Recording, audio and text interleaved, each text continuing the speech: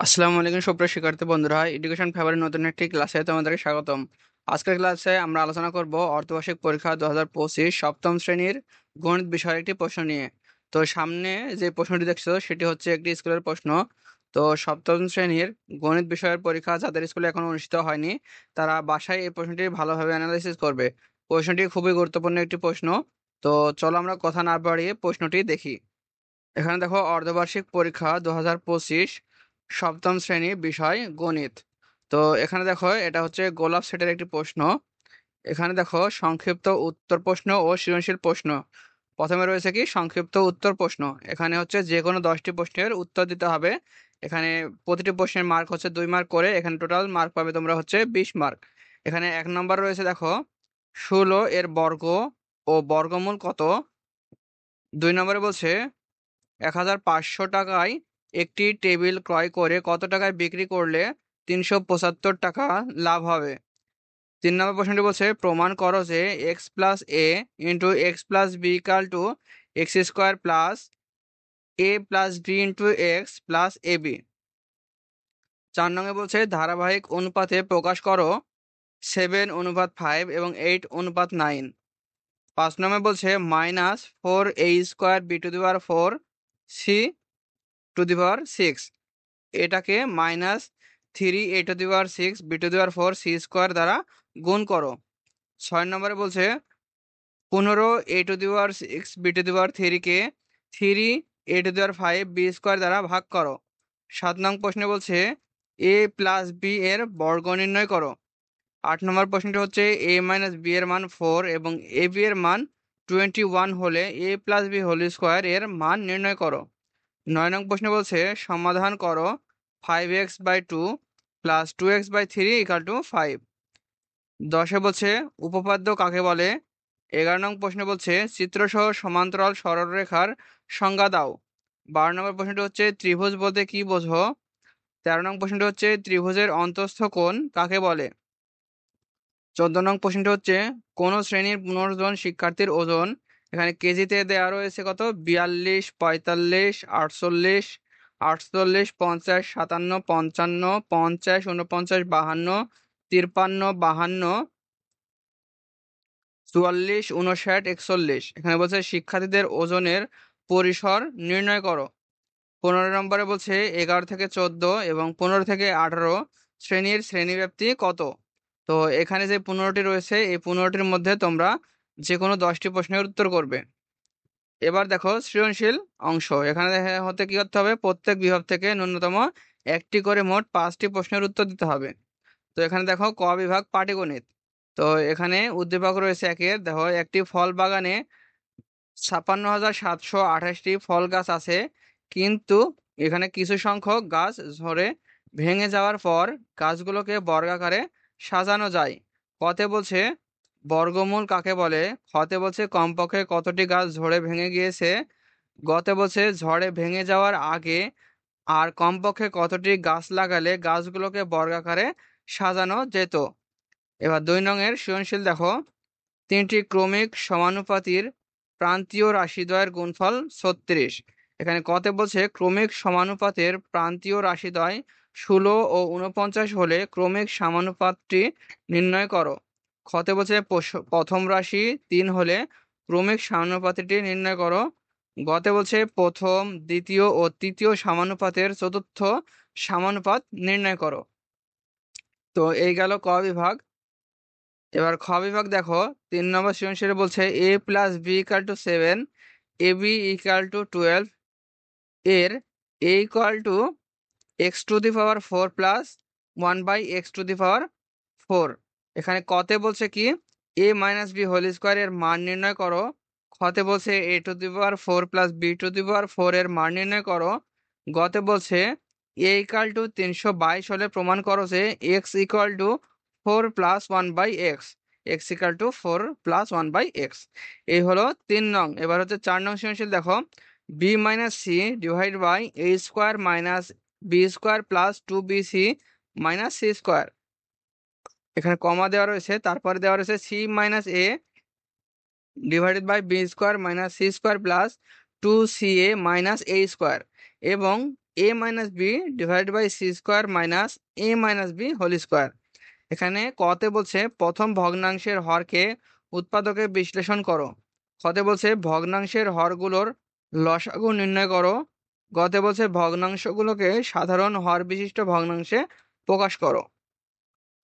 এবার দেখো গ বিভাগ জ্যামিতি। এখানে 5 নং সৃজনশীল দেখো একটি জ্যামিতি দেওয়া রয়েছে। এখানে পি কিউ এম এন, এখানে ই আর এফ হচ্ছে একটা রশ্মি টানা হয়েছে। এখানে এটা হচ্ছে সি বিন্দু, এটা হচ্ছে এ বিন্দু, এটা হচ্ছে বি বিন্দু। এখানে দেওয়া রয়েছে কি এই কোণের মান হচ্ছে 60 ডিগ্রি। তো এখানে বলছে চিত্রে পি কিউ লম্ব এম এন, পি কিউ লম্ব হচ্ছে এম এবং হচ্ছে এন। এখানে বলছে কোণ কিউ সিই ইকাল টু 60 ডিগ্রি এবং কোণ এন এস ই এর সমদ্বিখণ্ডক হচ্ছে এ বি। এখানে ক নং প্রশ্নে বলছে কোণ এ সি বি এর মান কত। খতে বলছে কোণ এন এ বি এর মান নির্ণয় করো। গতে বলছে প্রমাণ করো যে ত্রিভুজ এ বি সি সমদ্বিবাহু ত্রিভুজ। এবার দেখো 6 নং সৃজনশীল কোণ, এখানে ত্রিভুজ এ বি সি এর A B O A C বাহুতে যথাক্রমে ডি ও ই এমন দুইটি বিন্দু যেন বিডি ইকুয়াল টু সিই এবং বিই ইকুয়াল টু সিডি। কতে বলছে উপযুক্ত তথ্যের ভিত্তিতে চিত্রটি অঙ্কন করো। খতে বলছে প্রমাণ করো যে কোণ এ বি সি সমান সমান কোণ এ সি বি।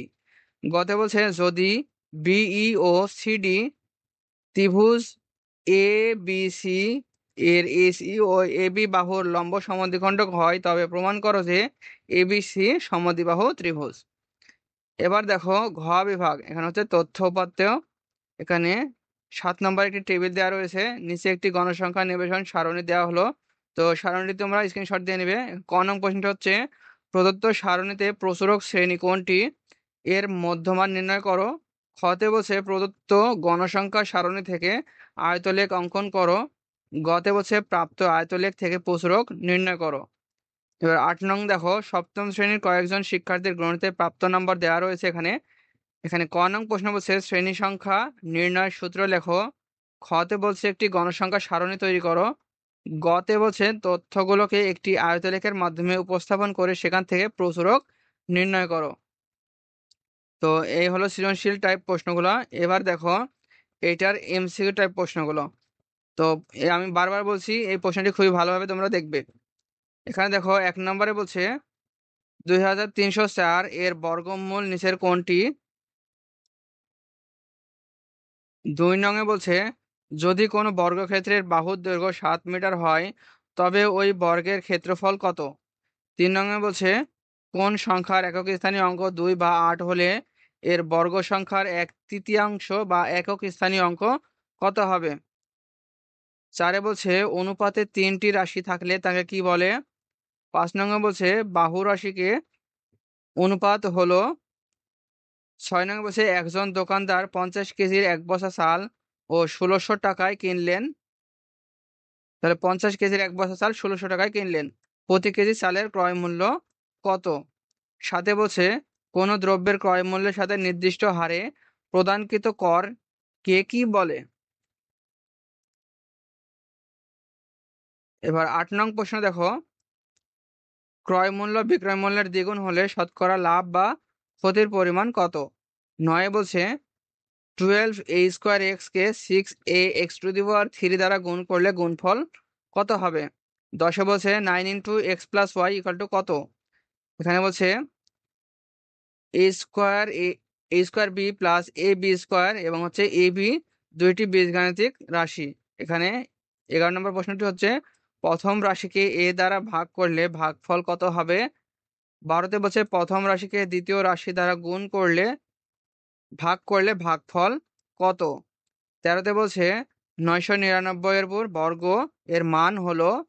14তে বলছে a = 2 b = 1 হলে 6a + 4b - a + b কত। 15তে বলছে সূত্রের সাহায্যে 2x + 5 কে 2x + 7 দ্বারা গুণ করলে গুণফল নিচের কোনটি হবে। এবার 16 নম্বর প্রশ্ন দেখো 2x + 3 ও 2x - 3 এর গুণফল কত। 17 বলছে x² + 4x+4 divide by x square minus 4কে লঘিষ্ঠ আকারে প্রকাশ করলে কোনটি হবে? 18তে বলছে x-5 divide by x square minus 8x+15 ভগ্নাংশটির, তো এগুলো দেওয়ার আছে, যেটি সঠিক চিহ্ন সেটিতে টিক দিবে। 19-এ দেখো কোনো সমীকরণের উভয় পক্ষ থেকে সাধারণ উৎপাদক সরাসরি বর্জন করা যায়, একে বলা হয়। 20-এ বলছে যেহেতু এর সাংকেতিক চিহ্ন কোনটি? 21-এ বলছে দুটি সরলরেখার একটি যে কোনো দুটি বিন্দু থেকে অপরটির লম্ব দূরত্ব সমান হলে রেখাদ্বয় পরস্পর কেমন হবে?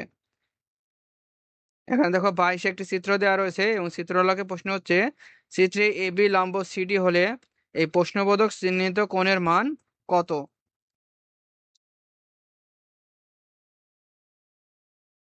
23 নম্বর দেখো x/2+1=3 এর সমাধান নিচের কোনটি? এখানে বলছে কোণ এসিবি এর সম্পূরক কোণের মান কত? কোণ বিএসি প্লাস এবিসি এর মান কত? তো এই চিত্রের আলোকে এগুলো উত্তর করবে। 26-এ বলছে সর্বসমতা নির্ণয়ের জন্য কোন পদ্ধতিটি গ্রহণ করা হয়?